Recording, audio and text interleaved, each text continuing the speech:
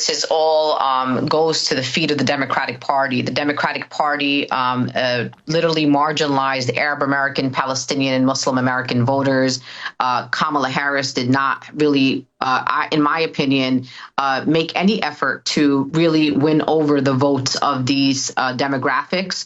Kamala Harris continued to parrot the usual talking points about humanitarian aid and about what's happening in Gaza being devastated without any action plan. She was asked many times, would you break from the policies of Joe Biden or in the ways in which Joe Biden has addressed the genocide in Gaza? And she has said no multiple times.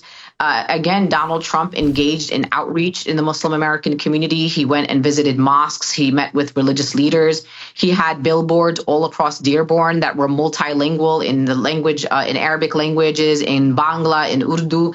And whether or not people agree with Donald Trump or whether or not, and you know me, Amy, I'm having deja vu of 2016. I was a frontline organizer when Donald Trump was president. So I'm not looking forward to the next 4 years.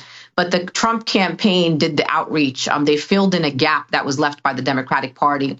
And all Kamala Harris had to say in this election was, I will uphold international law. I will actually enforce the laws we already have on the books when it comes to military aid to any country violating human rights. But the campaign made a calculation. They made a calculation that they did not need Arab American, Muslim American, and Palestinian American voters, that they can actually win this election without this important electorate. They were too busy courting Liz Cheney and her friends instead of coming to Michigan and actually having deep, courageous conversations with the critics of the Kamala and Biden administration. So this is a devastating moment for our communities. Donald Trump is someone that we know very well. We don't only know him on domestic policy, we know him also on foreign policy. He gave sovereignty to Israel over the Golan Heights. He declared Jerusalem the capital of Israel. There is an Israeli settlement that is named after Donald Trump. His son-in-law, Jared Kushner, believes that Gaza is this beautiful waterfront property. We are going to be in big trouble. And I blame that solely on the Democratic Party and one of the worst run campaigns that I've seen in my 23 years in organizing.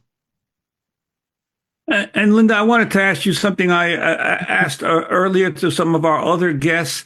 There was not a large outpouring of independent votes, but there definitely was a decline in the overall Democratic vote. Kamala Harris apparently gotten 15 million votes less than sleepy Joe Biden did in 2020. I'm wondering what your sense was, that those who stayed home are really a reflection of some of the failures of the Democrats this time around.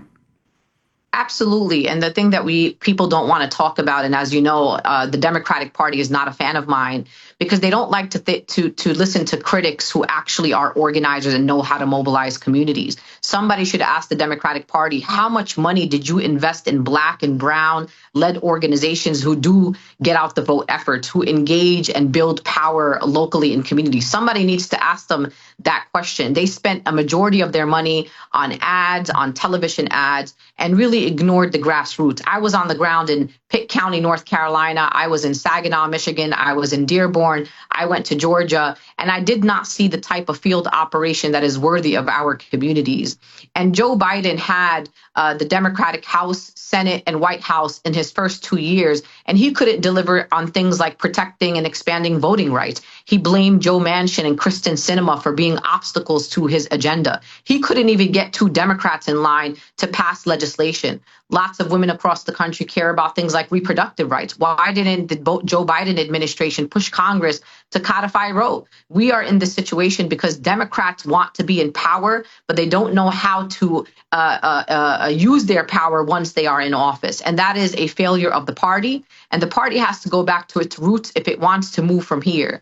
You are either going to be loyal to your base, which majority supported ceasefire and support arms embargo against Israel, that support progressive issues, or you're going to continue to try to recruit a constituency that does not exist, that did not turn out for you in this election. And I hope somebody in the campaign right now is sitting and reflecting on this, and hopefully some people are fired and no longer will be working for the party after this election.